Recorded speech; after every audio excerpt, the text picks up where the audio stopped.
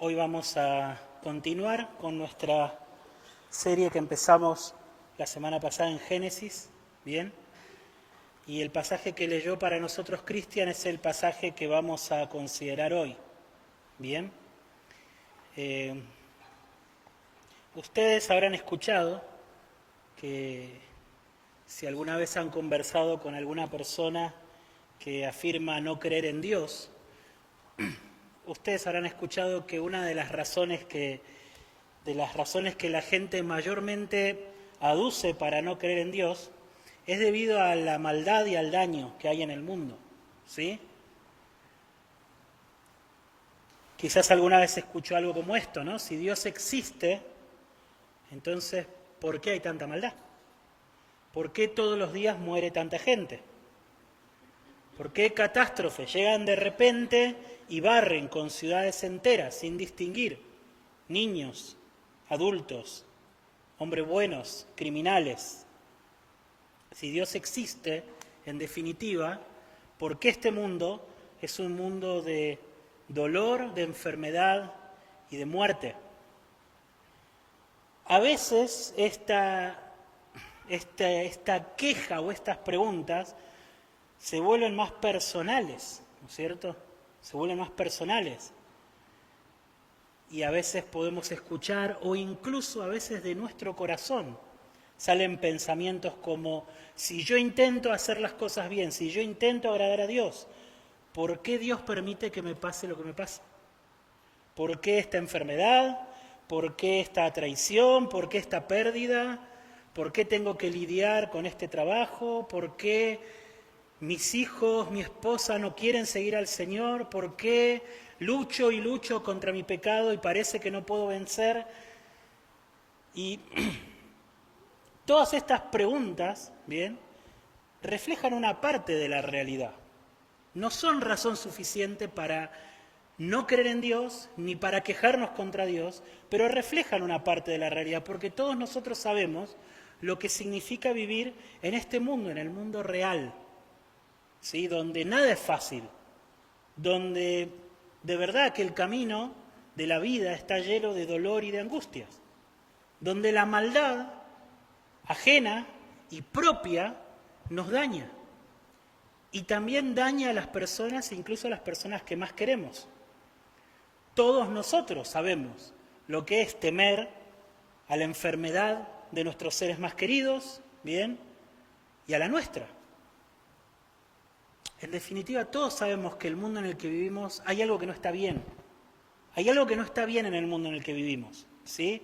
Y muchas veces nos toca sufrir bajo este mundo caído,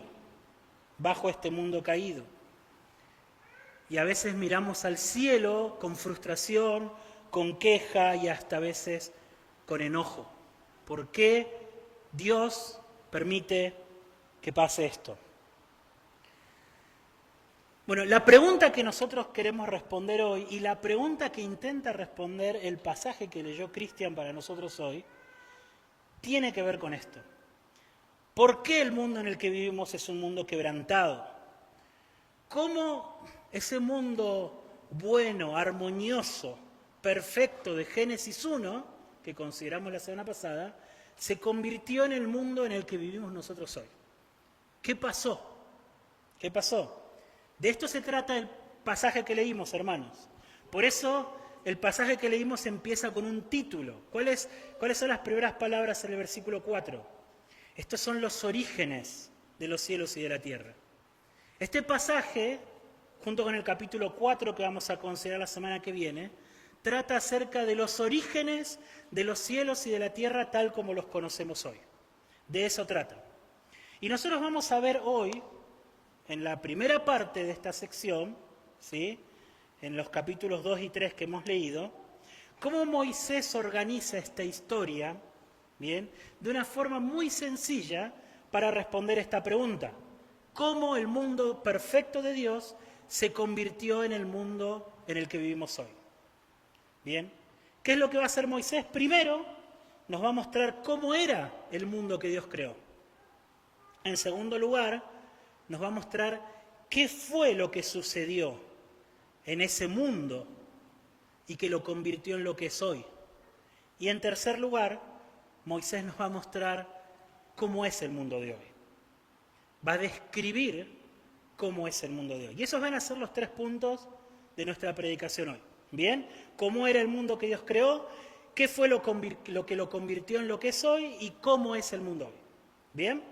Así que vamos a empezar en primer lugar considerando el mundo que Dios creó. ¿Bien? El mundo que Dios creó. Y Moisés retrocede en el tiempo de nuevo. ¿Bien? Esta historia no es cronológica con el capítulo 1. Moisés vuelve al principio. Fíjense, de hecho, en el versículo 5, ¿qué dice? Dice, aún no había ningún arbusto del campo en la tierra, ni había brotado ninguna planta del campo, porque el Señor Dios no había enviado lluvia sobre la tierra, ni había hombre para labrar la tierra. Estamos con la tierra desordenada y vacía de nuevo. Ahí estamos. Y es entonces que el Señor empieza a llenarlo todo con su bien, con su bondad.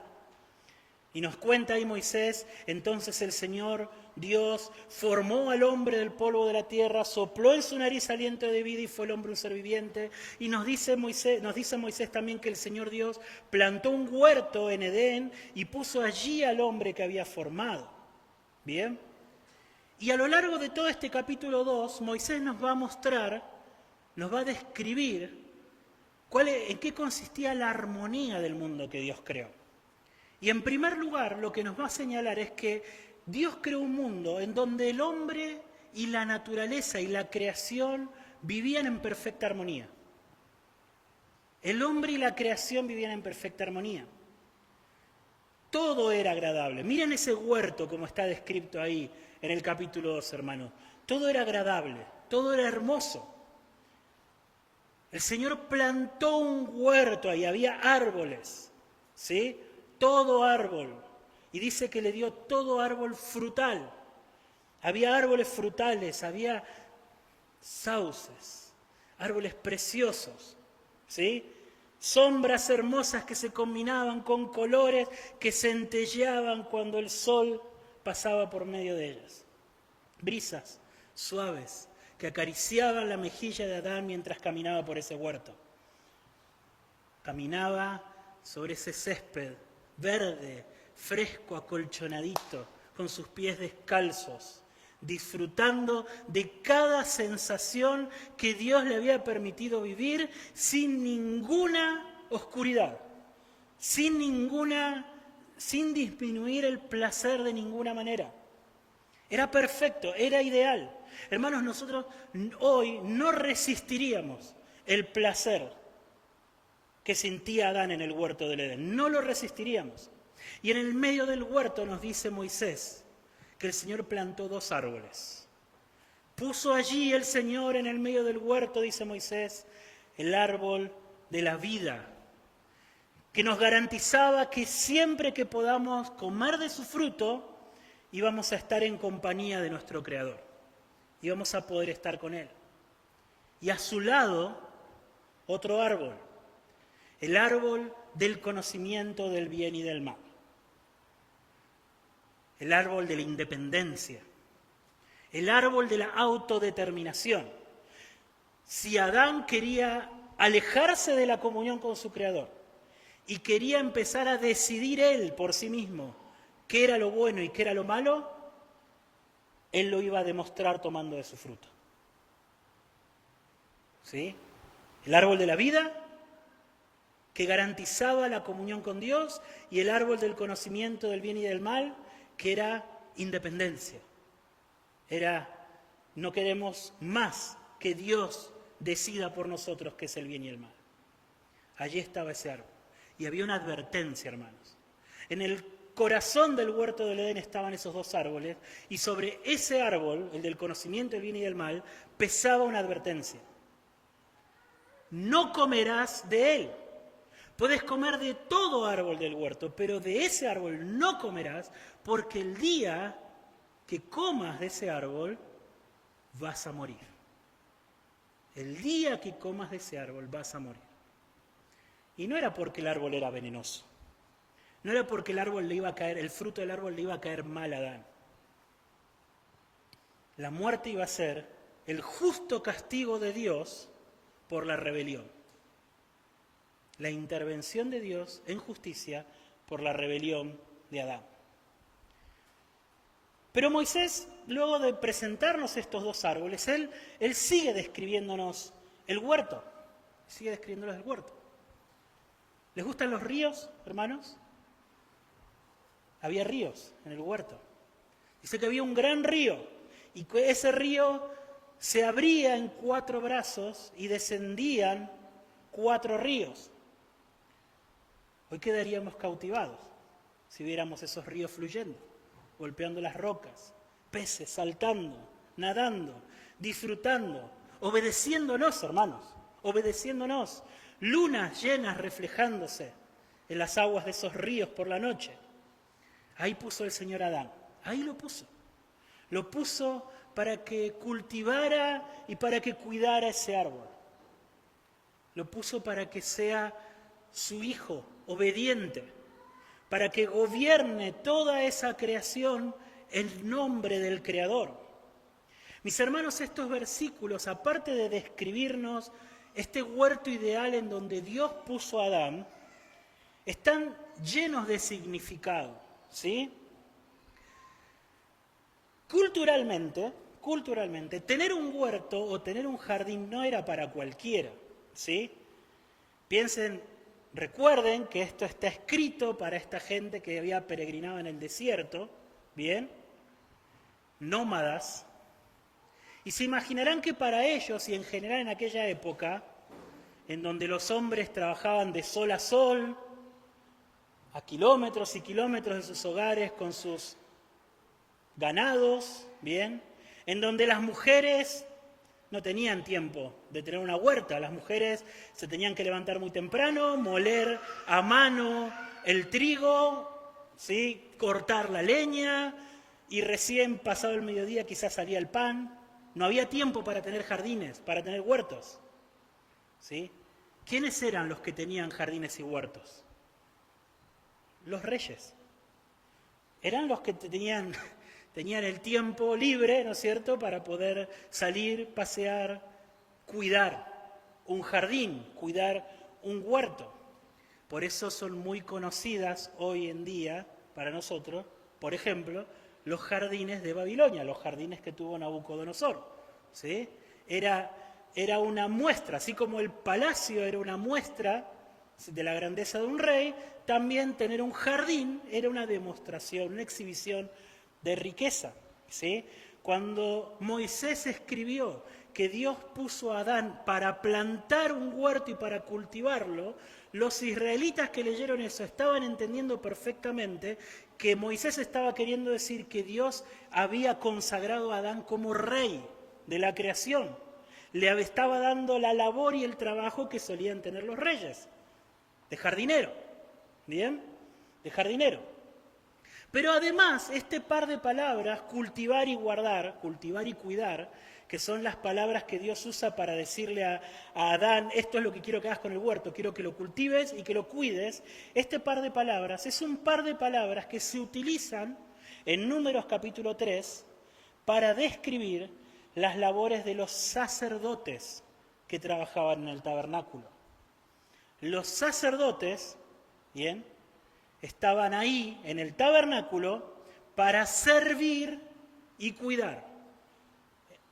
Aquí en Génesis 2, la palabra servir, la misma palabra que se traduce servir en Números, se traduce como cultivar. Pero el par de palabras hebreas es la misma. De manera que Moisés está queriendo mostrarnos, o está queriendo decirnos, que Dios puso a Adán como sacerdote rey de la creación. Fue puesto como rey de la creación, eso lo vimos la semana pasada, para gobernar, para ejercer dominio, ¿sí? Él era el jardinero, el que cuidaba, el que labraba, el que se encargaba de que todo esté en orden. Y él era el sacerdote de la creación también. Él era aquel que representaba al Creador delante de la creación. Debía representarlo con justicia, con amor y con rectitud.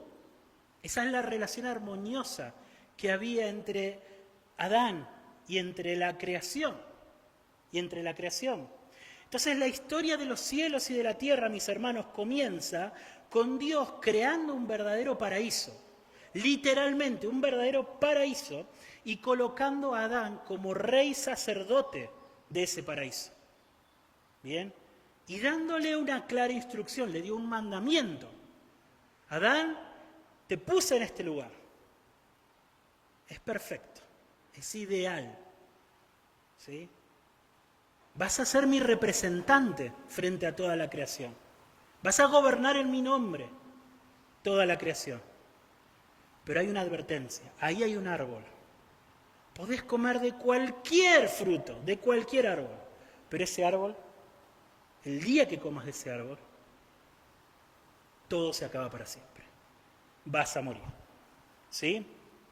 Pero Adán no solamente fue puesto por Dios en ese lugar para tener una vida armoniosa con la creación, sino que también fue puesto para vivir en perfecta armonía con su familia. Fue puesto para vivir en perfecta armonía con su familia. Mientras avanza nuestra historia, nosotros vemos que aparece algo por primera vez que no es bueno en el huerto del Edén. Entonces dijo Dios, no es bueno, ¿qué cosa? Que el hombre esté solo. Le voy a hacer una ayuda adecuada. Bien.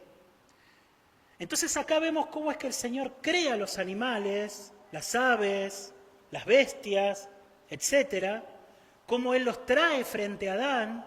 Adán, como rey de esos animales, ejerce su autoridad, les pone nombre, pero Moisés resalta que aún a pesar de la compañía, del deleite que le podían traer esos animales, ellos no eran una ayuda adecuada para él. ¿Sí? Paréntesis. A veces se dice, ¿no? Mientras más veo a la gente, más quiero a mi perro. ¿Bien? Eso no es bíblico, hermanos. Eso no es bíblico. Ningún animal, por más querido que sea para nosotros, tiene la imagen de Dios. Es un ser humano.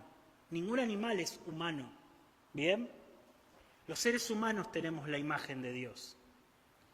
El Señor hizo pasar delante de Adán a todos los animales del huerto, pero no había ninguno que pudiera ser una ayuda para él.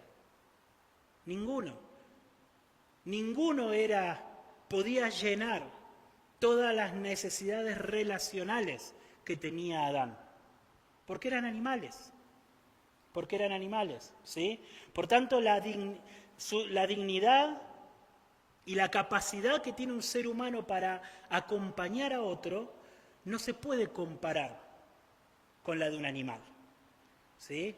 Nosotros, ustedes saben, yo tengo mi perro, yo tengo mi mascota y lo queremos mucho, ¿sí? Pero él no es un ser humano. Y tener en estima, y esto es algo muy de nuestra época, ¿no? Tener en mayor estima a las mascotas que a los demás seres humanos, eso no es de acuerdo al diseño original de la creación de Dios, ¿sí? Nosotros cuidamos de ellas, nosotros las amamos, ¿sí? El Señor las puso bajo nuestro cuidado y bajo nuestro gobierno, ¿bien? Pero ellas nunca van a tener la dignidad de un ser humano. Y nunca nosotros debemos tratarlas con una dignidad mayor que la que el Señor les dio, ¿bien? Entonces, despreciar a un ser humano a favor de un animal es en definitiva despreciar a Dios, cuya imagen llevamos todos los seres humanos, ¿bien? Y es así como el Señor decide crear a la mujer. Duerme Adán, hace caer un sueño profundo en Adán, quita de Adán una costilla y crea para él una mujer. Y forma la primera familia. ¿Bien? Forma la primera familia. Forma para que este hombre y esta mujer puedan vivir una relación única, especial, diferente y exclusiva. Nada, ninguna relación en la creación se parece a la familia. Nada. Por tanto, dice el Señor, va a dejar el hombre a su padre y a su madre y se va a unir a su mujer y ambos serán una sola carne. Y ambos serán una sola carne. Este es el mundo que Dios diseñó, hermanos. ¿Sí? Un mundo de armonía perfecta, ¿sí? Entre el hombre y la creación, entre el hombre y su familia, entre el hombre y el resto de los seres humanos, pero en definitiva era entre el hombre y Dios. Una y otra vez, si ustedes prestan atención en la lectura que hizo Cristian hoy, una y otra vez es: el Señor Dios hizo esto, el Señor Dios hizo esto. Casi que hasta parece como una redundancia, ¿no? Es intencional Moisés en resaltar todo lo que el Señor hizo para Adán. Para Adán. Y lo puso en el huerto. Y hizo para él una mujer. Y trajo para él los animales. Vio que él estaba solo. Y el Señor Dios, y el Señor Dios, y el Señor Dios. Había una relación ahí. Una armonía entre el hombre y su creador, entre el hombre y la creación, y entre el hombre y el resto de los seres humanos. Este es el mundo que Dios creó. Este es el mundo que Dios creó. Pero algo estaba a punto de pasar.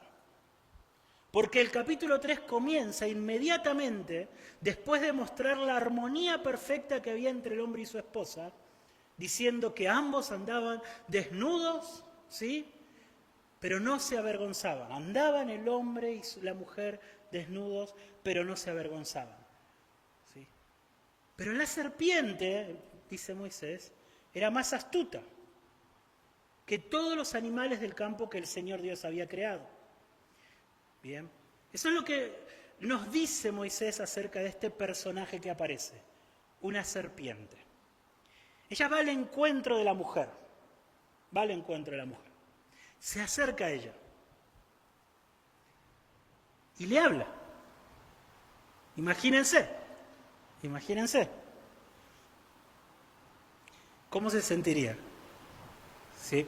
Aparece un animalito cualquiera y le habla. Bueno, acá le apareció la serpiente de repente a Eva y empezó a conversarle. Esta serpiente vino a preguntar sobre aquella orden, aquella restricción que Dios les había dado.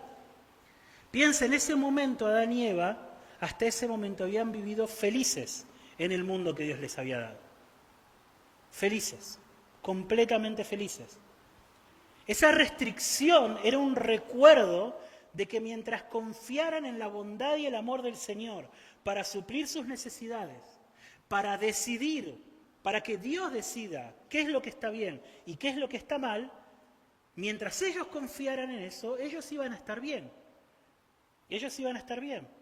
Pero si alguna vez ellos querían abandonar esa confianza, no solo iban a perder la compañía del Señor para siempre, iban a morir.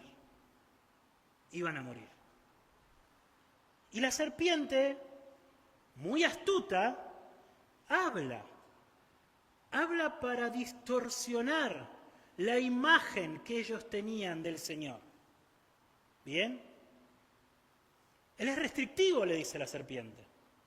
Con que Dios les ha dicho no comerán de ningún árbol del huerto. Fíjense la astucia de la serpiente. La serpiente dice, ¿así que Dios no les deja comer de ningún árbol? Empieza ahí a mostrar un Dios restrictivo, un Dios que prohíbe. Pero no solo eso. ¿Qué le dice la mujer? Bueno, la mujer dice, no es así, le dice. No es así. Nosotros podemos comer de todo árbol del huerto, pero del árbol del conocimiento del bien y del mal no podemos comer, no lo podemos tocar, porque si lo hacemos vamos a morir. Y acá viene el segundo ataque de la serpiente al carácter de Dios. Primero, Dios es restrictivo. Segundo, Él es mentiroso. Porque ¿qué le dice la serpiente a la mujer? No van a morir. Dios le dice, el día que coman van a morir. La serpiente le dice, no van a morir. Y el tercer ataque de la serpiente al carácter de Dios viene a continuación en el versículo 5. Dios es egoísta. Dios realmente no los ama. Porque Dios sabe que el día que coman de ese árbol, lo que va a pasar no va a ser que van a morir. Al contrario, van a ser como Él. Van a ser como Él. Él en el fondo lo que quiere es mantenerlos pisoteados abajo, que ustedes no puedan disfrutar de todo lo que Él disfruta, de todo el potencial que hay en ustedes.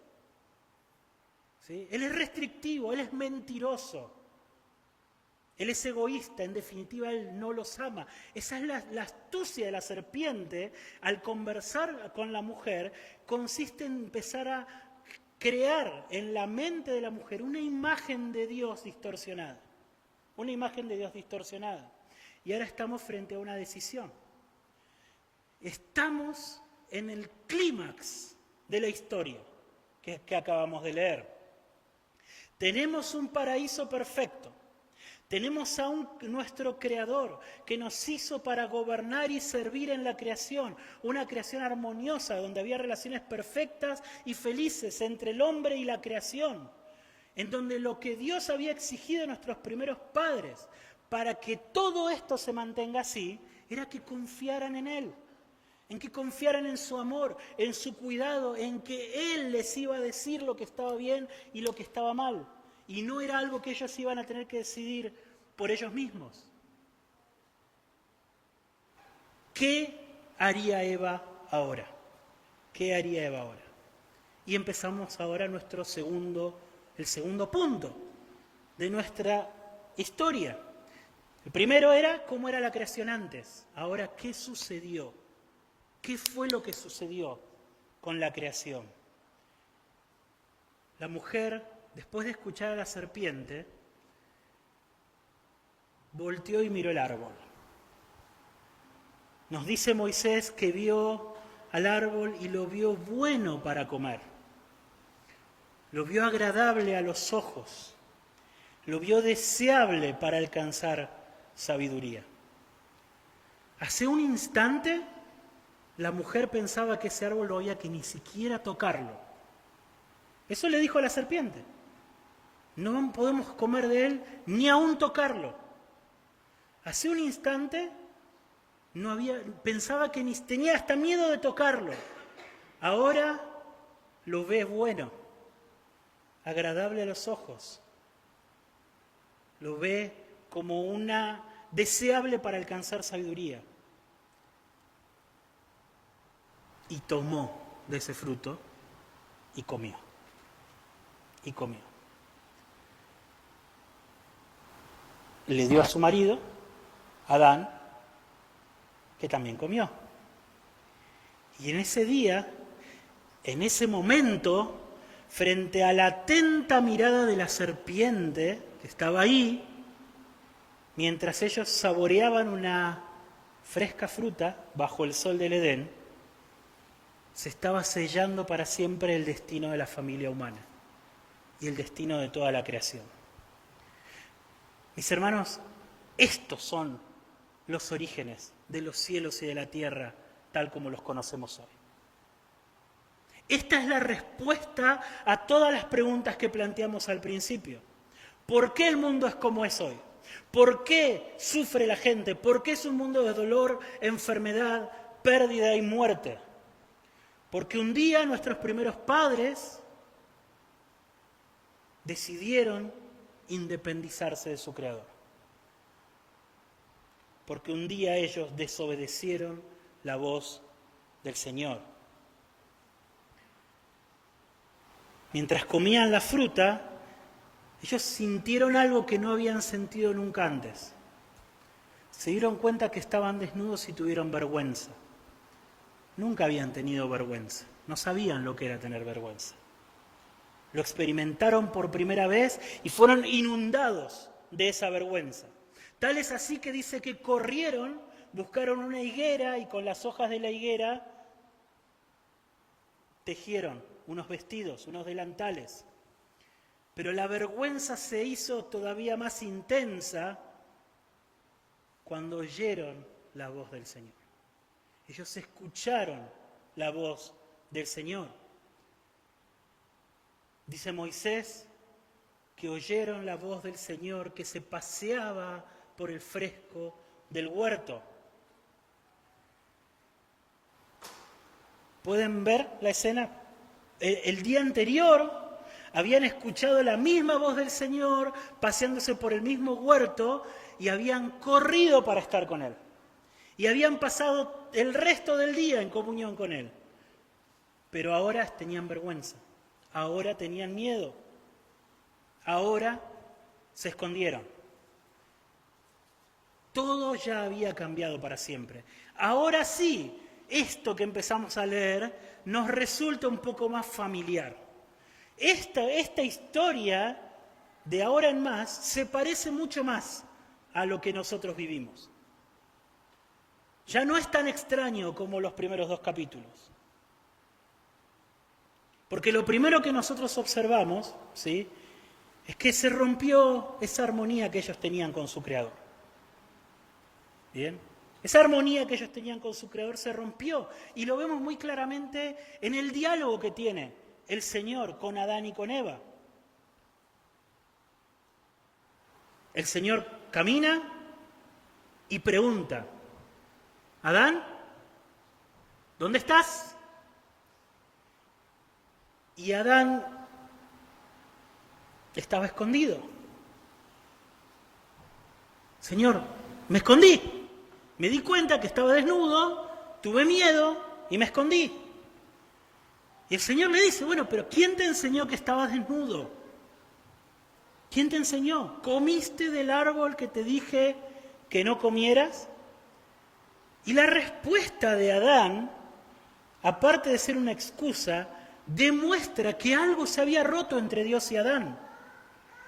Porque la respuesta de Adán fue: la mujer que me diste por compañera.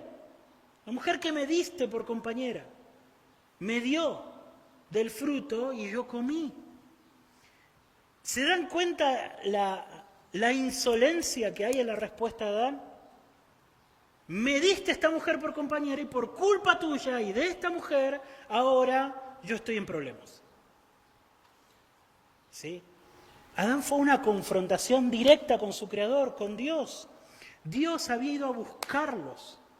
Dios había ido a interesarse por ellos. Y lo que recibió de parte de nuestros primeros padres fue miedo, fue vergüenza, fue quejas y fue excusas. Eso fue lo que recibió. Y es lo que sigue recibiendo de parte de la humanidad cada vez que Dios viene al encuentro del ser humano. Cuando Dios va al encuentro del ser humano con su amor, con su perdón, con el Evangelio, con el llamado al arrepentimiento y la fe, el ser humano sigue respondiendo de la misma manera, con miedo, vergüenza, quejas o excusas. Miedo, vergüenza, quejas o excusas. La mujer que me diste, dijo Adán. La serpiente me engañó, dijo Eva. Pero más allá de todo el diálogo, lo más profundo que vemos es que la relación perfecta, amorosa, tierna y cercana entre el hombre y su Creador se había roto para siempre. Se había roto para siempre. Ya eran parte del pasado los paseos por el huerto con el Señor. Ya no había más cercanía. Adán, con su rostro endurecido, le estaba reclamando a su Creador que por culpa de él y por culpa de la esposa que le había dado, había pasado el desastre que había pasado. Y la serpiente estaba ahí presenciando esta charla, enroscada quizás en una rama, observando la desesperación de Adán, las lágrimas quizás de Eva y al Creador, sabiendo que había conseguido lo que había ido a buscar. Sin duda, era la más astuta de todas las criaturas del campo. La armonía que había entre Dios y el Creador se había roto. En este nuevo mundo, en el mundo después de Génesis 3, ¿sí?, la relación entre Dios y el hombre estaba rota. Pero había un destello de gracia en esto. ¿Por qué? Porque Dios había ido a buscar a Adán. Dios había ido a buscar a Adán. Dios si hubiese querido, en el momento en que Adán comía del fruto, Adán y Eva hubiesen caído fulminados bajo la sentencia de muerte y hubiese estado bien. Hubiese estado perfecto. Era lo justo. Era lo que estaba advertido.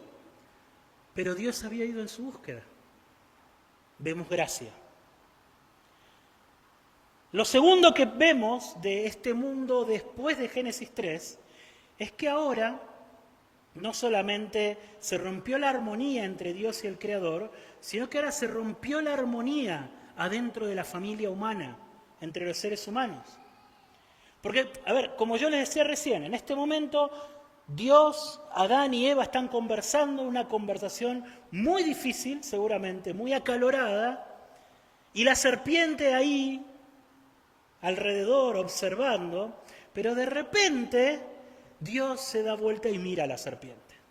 La serpiente no iba a quedar impune, no iba a salir impune. Quizá pensaba eso, no sé. O quizás ya estaba satisfecha con lo que había logrado.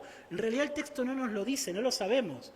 Pero el Señor se dirige a la serpiente y le dice, por cuanto has hecho esto, maldita serás más que todos los animales y más que todas las bestias del campo. Sobre tu vientre andarás y polvo comerás todos los días de tu vida. Bueno, eso es lo que nosotros sabemos de las serpientes, ¿no? Pero fíjense lo que dice. El Señor dice, pondré enemistad entre tú y la mujer, entre tu simiente y su simiente. Él te herirá en la cabeza y tú lo herirás en el talón. Bueno, Dios maldijo a la serpiente. Dios maldijo a la serpiente. Esta es la primera vez en toda la Escritura que nosotros vamos a ver a Dios pronunciando una maldición. Por cuanto has hecho esto, maldita serás. Hasta ahora Dios lo único que había hecho era bendecir la creación. Pero ahora maldice a la serpiente. ¿Bien? Un Dios que hasta ahora solamente había bendecido. Por primera vez está pronunciando estas terribles palabras. Esta maldición comienza de una forma muy sencilla. Dios primero condena a la serpiente a ser un animal miserable e inmundo. ¿Bien? Pero de repente esta maldición empieza a tomar una forma muy extraña. Pondré enemistad entre tú y la mujer. Bueno, es claro, la serpiente engañó a la mujer. Por eso iba a haber enemistad. Pero el Señor va aún más allá y dice, entre tu simiente y su simiente. Dicho por ahí de una forma más entendible, entre tu descendencia y su descendencia. Va a haber guerra entre la descendencia de la serpiente y la descendencia de la mujer. Bien. Y acá hay algo asombroso, por si no lo notaron. ¿Qué tenía que pasar con Adán y Eva si comían del árbol? Ellos tenían que morir. Pero acá el Señor está diciendo que la mujer va a tener hijos. ¿Lo ven? Está anunciando que va a tener hijos. La muerte no iba a llegar de forma instantánea. Vas a tener descendencia, va a haber una simiente. ¿Sí?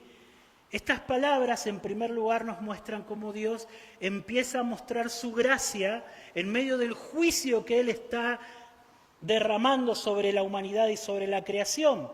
La humanidad va a tener hijos y los hijos de esta mujer van a tener una guerra que va a durar para siempre con los hijos de la serpiente. Con los hijos de la serpiente.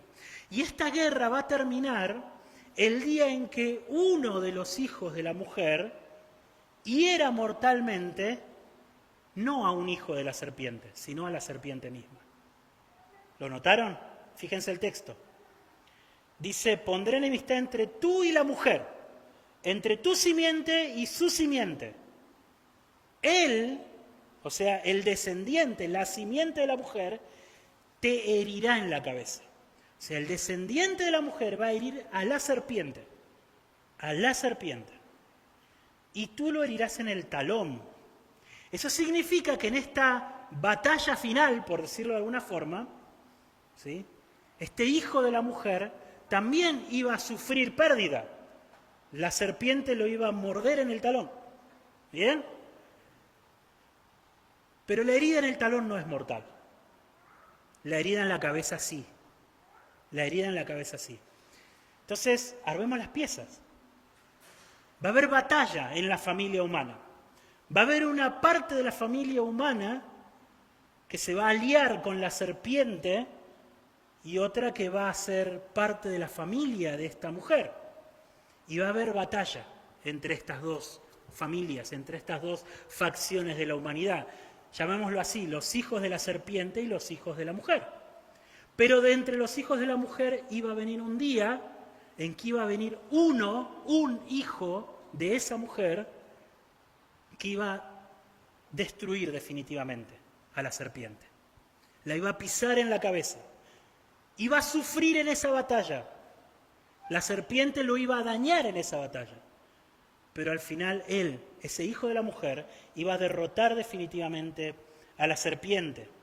Entonces este nuevo mundo, dijimos primero que en este nuevo mundo, la relación del ser humano con el Creador se había roto, pero se había manifestado gracia en que el Creador había ido en busca de Adán. Ahora vemos también que en este nuevo mundo va a haber una batalla entre dos familias, los hijos de la serpiente y los hijos de la mujer. Y acá también vemos gracia, porque esta batalla va a terminar. Va a terminar el día en que un hijo de esta mujer derrote definitivamente a la serpiente. ¿Bien? Entonces, en este nuevo mundo se ha roto la relación de Dios, del hombre con Dios, y también se ha roto las relaciones interpersonales. ¿Sí? Va a haber guerra. Luego el Señor se dirige a la mujer. Ahora voltea y mira a la mujer y le dice: en gran manera multiplicaré tu dolor en el parto. Con dolor darás a luz los hijos, y con todo tu deseo será para tu marido, y él tendrá dominio sobre ti. Bueno, básicamente lo que el Señor le está diciendo a la mujer es que sus relaciones más cercanas con sus hijos y con su marido, ahora iban a estar teñidas de dolor y de dificultad. Dolor al tener los hijos y lucha constante en la relación con su esposo. O sea que el mundo que viene después de la desobediencia, empezamos a ver cómo se aleja del diseño original. Este hombre que había dicho cuando vio a la mujer por primera vez: esta es hueso de mis huesos y carne de mi carne, ahora es un hombre que va a intentar enseñorearse de su mujer, dominarla despóticamente. ¿Sí? En este nuevo mundo, el suceso más feliz que puede vivir la humanidad, que es recibir a un hijo en la familia, ahora va a estar marcado de dolor. Y va a haber conflicto permanente, porque en el lugar en donde debería reinar el amor, ahora va a haber guerra. Va a haber conflicto.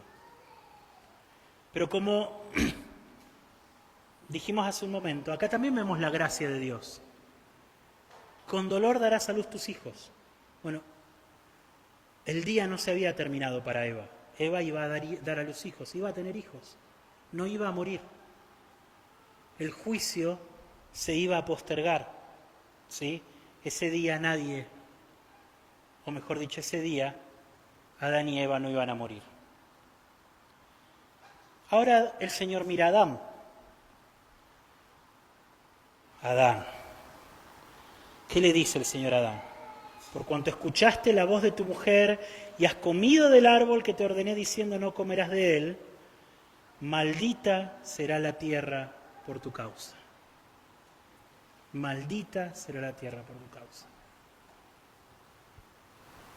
Cuando el hombre pecador alza sus ojos, o mejor dicho, alza su puño al cielo para quejarse con Dios y decir: Dios, ¿por qué suceden estas cosas malas en este mundo? La Escritura responde: maldita es la tierra por tu culpa, hombre pecador. Por tu culpa. Toda esta maldición que vino sobre la tierra es porque vos desobedeciste. Es porque vos te rebelaste. No es culpa de la mujer, no es culpa de la serpiente, no es mi culpa, dice Dios, es culpa tuya. Maldita es la tierra por tu causa. Yo te di una orden, Adán. Yo te di una orden y la desobedeciste. Y ahora toda la tierra va a sufrir por eso. Toda la tierra. Porque así como te di el gran honor de ser el rey de esta creación, ahora como rey, como representante de esta creación fracasaste y vos y toda esta creación van a cargar con las consecuencias. Esta tierra que un día te hacía feliz, que trabajabas, labrabas y cuidabas con alegría, todo eso ya es parte del pasado. Ahora vas a trabajar y como resultado lo que vas a obtener van a ser cardos y espinos. Ahora la tierra se va a resistir para entregarte su fruto. Y vas a experimentar algo terrible. Vas a vivir una vida de esfuerzo, de trabajo y de frustración. Y todo ese largo peregrinaje va a terminar en el mismo lugar en donde empezaste. Vas a volver al polvo del cual fuiste tomado. Porque Adán, aunque creías que tenías autoridad para decidir por vos mismo lo que está bien y lo que está mal, tenés que saber que no sos más que polvo. No sos más que polvo. Polvo sobre el cual yo respiré aliento de vida. No sos más que eso. No sos nada especial. Entonces el mundo, después de la desobediencia del hombre, no solo es un mundo de guerra constante entre los hombres, de apatía contra Dios, sino que también es un mundo en donde nuestra relación con la creación es angustiante, es frustrante y está destinada a que nosotros terminemos bajo tierra.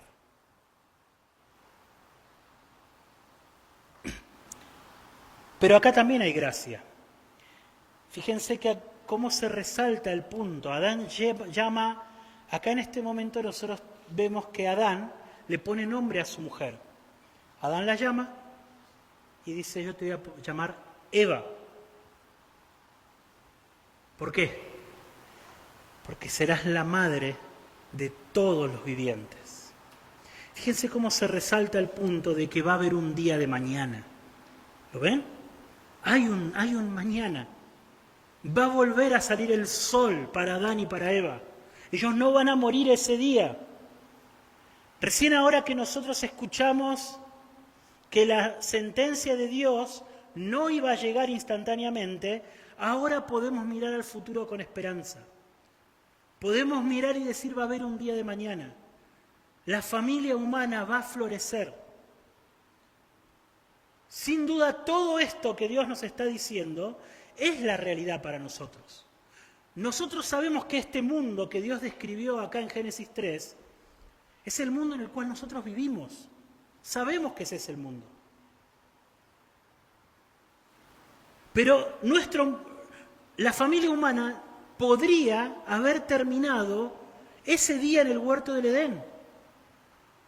Se podría haber acabado. Todo se podría haber acabado.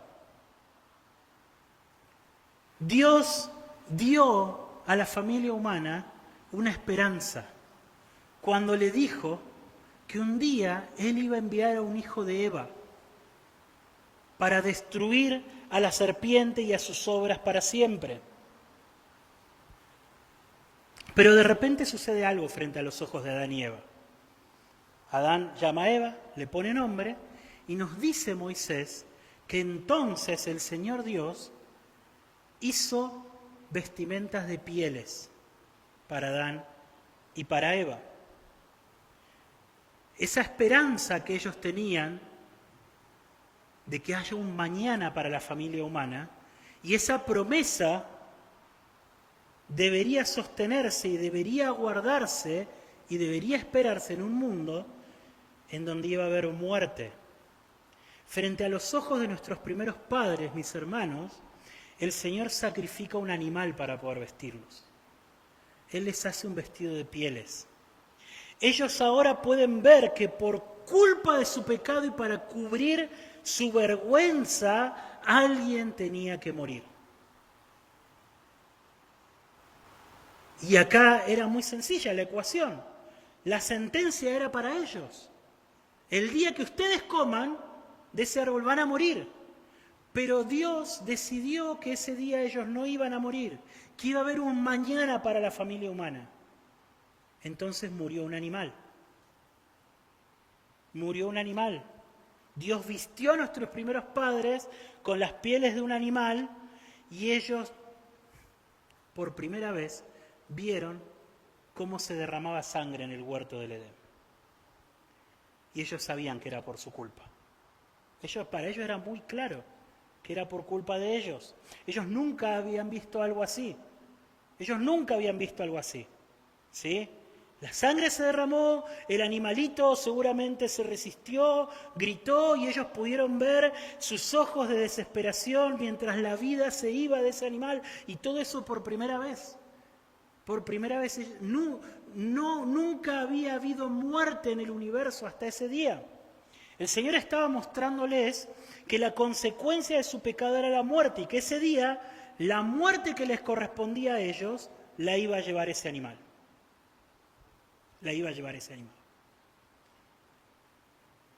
Entonces, nuestra historia, mis hermanos, que comienza con Dios creando un huerto maravilloso y poniendo a Adán en ese huerto, ¿cómo termina? Versículo 23. Y el Señor Dios echó a Adán del huerto del Edén. Lo echó para que labrara la tierra de la cual fue tomado. Y expulsó al hombre, no solo lo echó, fíjense lo que hizo. Puso querubines y una espada encendida que giraba en todas direcciones para guardar el camino del árbol de la vida.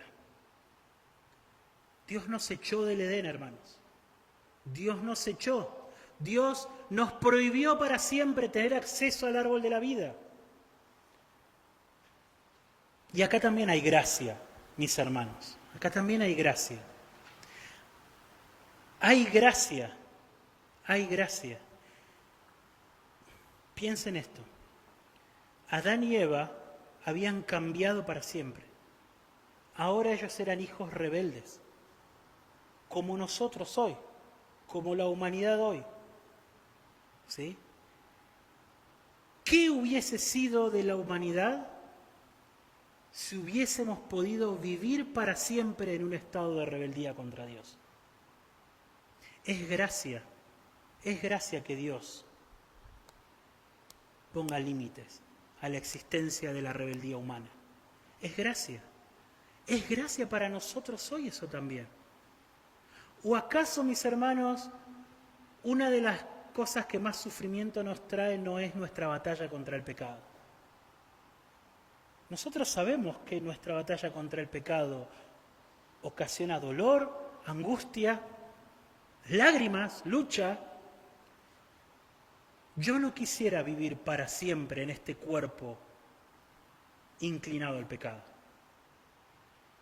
Si yo tuviese acceso al árbol de la vida, estaría condenado a vivir para siempre en este cuerpo débil, sensible al pecado. Hay gracia de Dios acá. Entonces, ¿por qué vivimos en un mundo de dolor, de pérdida, de muerte? Dios, ¿por qué? Por culpa nuestra. Esa es la respuesta de Génesis. Es por culpa nuestra. El dolor, la pérdida, la frustración, el pecado, la traición, la muerte que abundan en este mundo son la maldición que vino a esta creación por causa de nuestra traición. ¿Sí? Pero el Señor hizo una promesa. Yo les dije la semana pasada que una de las razones por las cuales me entusiasmaba poder predicar en Génesis es porque Génesis nos va a ayudar a ver la trama de toda la historia bíblica.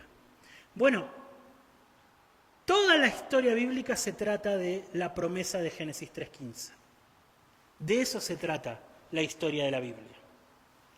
De Dios trayendo a este hijo de la mujer. ¿Y quién es este hijo de la mujer? Apocalipsis capítulo 12 nos da la respuesta. Dice en el versículo 1, una gran señal apareció en el cielo, una mujer vestida del sol, con la luna debajo de sus pies y una corona de 2 estrellas sobre su cabeza. Ella estaba encinta y gritaba por los dolores del parto y el sufrimiento de dar a luz. Esto es una visión, hermanos, ¿sí?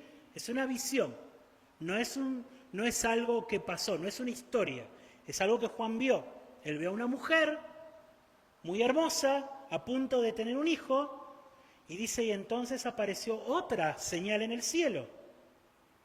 Un gran dragón, una serpiente, que tenía 7 cabezas, 10 cuernos, sobre sus cabezas había 7 diademas, y su cola arrastró la tercera parte de las estrellas del cielo y las arrojó sobre la tierra, y el dragón se paró delante de la mujer que estaba por dar a luz, a fin de devorar a su hijo cuando ella diera luz. Y ella dio a luz un hijo varón, que ha de regir a todas las naciones con vara de hierro, y su hijo fue arrebatado para Dios y para su trono. ¿Quién es este hijo? Entonces oí una gran voz del cielo que decía, ahora ha venido la salvación, el poder y el reino de nuestro Dios y la autoridad de su Cristo. De su Cristo. Porque el acusador de nuestros hermanos, el que los acusa delante de nuestro Dios, día y noche ha sido arrojado. Y ellos lo vencieron por medio de la sangre del Cordero y por la palabra del testimonio de ellos. Si ustedes prestan atención a esta historia o a esta visión, van a ver que esta visión está enmarcada en la historia de Génesis 3. Hay una mujer, hay un hijo de la mujer, hay una serpiente, ¿sí? Hay una batalla entre 2 descendencias, ¿bien? O sea, Apocalipsis 12 nos está contando la historia desde el principio y nos está mostrando el final.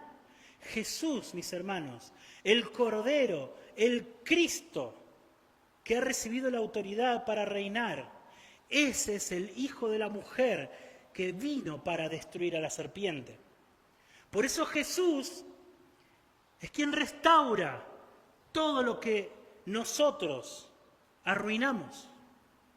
Nosotros convertimos a este mundo en un mundo de hombres enfrentados con Dios, pero Jesús, el Hijo de la mujer, es quien restaura nuestra relación con Dios. Dice Gálatas 4:4, cuando vino la plenitud del tiempo, Dios envió a su Hijo, nacido de mujer, nacido bajo la ley, a fin de que redimiera a los que estaban bajo la ley, para que recibiéramos la adopción de hijos. De hijos. Mis hermanos, usted y yo, tristes hijos de Adán, destinados a vivir lejos de Dios, expulsados del Edén, recibimos la adopción de hijos por medio de Jesús, el Hijo de la mujer. Jesús restaura nuestra relación los unos con los otros, porque ustedes, hermanos, dice Pablo, a libertad fueron llamados, solo que no usen la libertad como pretexto para la carne, sino sírvanse por amor los unos a los otros, porque toda la ley en una palabra se cumple: amarás a tu prójimo como a ti mismo. ¿Por qué cito este texto? Bueno, porque este texto es parte de lo que Pablo está diciendo en Gálatas acerca de qué fue lo que hizo por nosotros este hijo de la mujer. Entonces Pablo nos dice, Él nos dio la adopción de hijos, luego dice, Él nos puso el Espíritu Santo y ahora dice, Él nos liberó, nos llamó a libertad de la carne. Y ahora ustedes son libres para amarse los unos a los otros. Sí, somos libres para bajar las armas, para perdonar a nuestros hermanos de la misma forma que hemos sido perdonados e incluso para amar a nuestros enemigos, para orar por ellos y para darles nuestra ayuda cuando ellos la necesiten. Por eso Jesús restaura no solo nuestra relación con Dios, sino también la relación dentro de la familia humana. Pero Jesús finalmente va a restaurar la relación del hombre con la creación. También Apocalipsis, pero ahora el capítulo 22. Después el ángel me mostró un río de agua de vida resplandeciente como cristal, que salía del trono de Dios y del Cordero. Y en medio de la calle de la ciudad, y a cada lado del río, estaba el árbol de la vida. Y las hojas del árbol eran para sanidad de las naciones. Escuchen, ya no habrá más maldición, dice la palabra de Dios. El trono de Dios y del Cordero estará allí, y sus siervos les servirán. Ellos verán su rostro y su nombre estará en sus frentes. Ya no habrá más noche. No tendrán necesidad de luz de lámpara ni de luz del sol, porque el Señor Dios los iluminará y reinarán por los siglos de los siglos. Mis hermanos, literalmente Jesús nos está llevando de regreso al Edén. Literalmente, volveremos a caminar junto a esos ríos. Literalmente tendremos acceso al árbol de la vida. Vamos a caminar al fresco del huerto, viendo el rostro de nuestro Creador, porque ya no va a haber más maldición. ¿Cómo lo logró? ¿Cómo hizo posible Jesús? Jesús, por cuanto los hijos participaron de carne y sangre, también Jesús participó de lo mismo para anular mediante la muerte al poder de aquel que tenía el poder de la muerte, es decir, al diablo. ¿Cómo Jesús pisa la cabeza de la serpiente? Muriendo, poniendo su vida. Él fue mordido en el talón por la serpiente, pero su herida fue una herida en el talón. Él se levantó de los muertos, Él está vivo. Pero la herida de Satanás es incurable. Él fue destruido, dice la palabra de Dios. Él fue destruido por medio de la muerte de Jesús. Jesús bebió por nosotros la vieja maldición del Edén, mis hermanos. Lo que ese animalito prefiguraba, ese animalito que fue sacrificado en el Edén, le estaba mostrando a nuestros primeros padres una miniatura de lo que un día ese hijo de la mujer haría para poder llevarnos de regreso al Edén. Para poder llevarnos de regreso al Edén. De manera que hoy, mis hermanos, toda la humanidad, al fin y al cabo, queda dividida en dos, por la muerte de Jesús. Los hijos de la serpiente, aquellos que saben o que deben saber que están condenados bajo el juicio divino, los rebeldes, los que quieren seguir viviendo en independencia de Dios.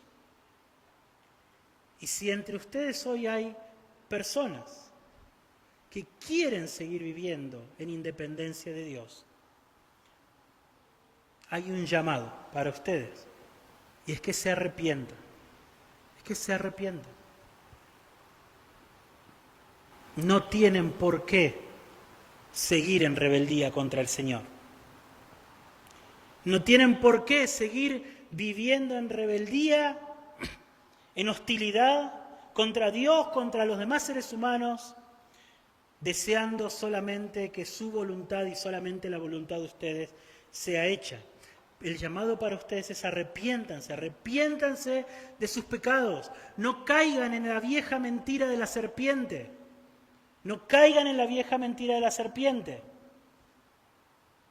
Y aquellos de ustedes que han venido a poner su confianza en Jesús,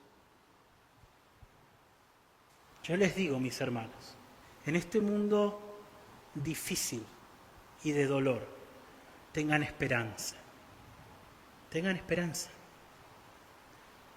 Pero esperanza de verdad, ¿sí? La esperanza no es un premio consuelo, no es resignación, mis hermanos. Si nosotros hemos venido a confiar en Jesús, si nosotros somos parte de la familia a la cual Jesús nos ha adoptado, podemos vivir con esperanza en este mundo triste y sombrío. Hay más detrás de esta creación. Está amaneciendo una nueva creación. ¿Sí? Estamos llegando, estamos de regreso al huerto del Edén, siguiendo los pasos de nuestro Salvador, de Jesús. Nosotros acá nos toca vivir en un mundo en donde vamos a enfrentar todas las penas del mundo, de este mundo caído. E incluso vamos a enfrentar, ver nuestros cuerpos y las vidas de nuestros seres queridos irse. Nos va a tocar enfrentar. Algunos, por causa del Evangelio, vamos a tener que sufrir.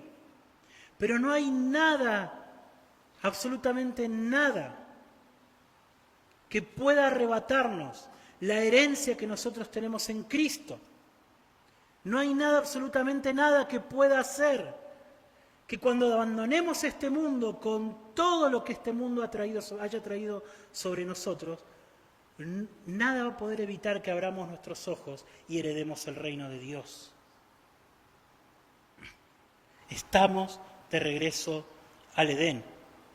Hoy podemos vivir en relación con nuestro Creador. Hoy podemos vivir en relaciones restauradas los unos con los otros. Hoy podemos disfrutar de la creación que Dios ha hecho para nosotros, pero con la esperanza de que este telón se va a bajar y va a amanecer un nuevo día, una nueva creación. Y ya no va a haber más maldición. Vamos a orar. Señor, te pido, por favor, que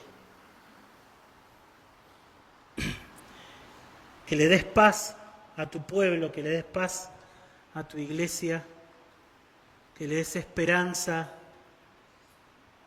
a los que son tuyos, Señor. Que en medio del dolor y de la aflicción,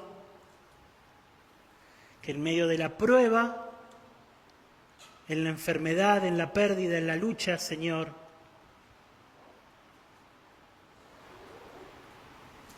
nuestra esperanza esté firme en tus promesas. Gracias por haber enviado a tu Hijo, Señor. Gracias por no habernos dejado abandonados en nuestro pecado y en las consecuencias de nuestra rebelión, Señor. Gracias por habernos dado un Salvador. Te agradecemos en el nombre de Jesús. Amén.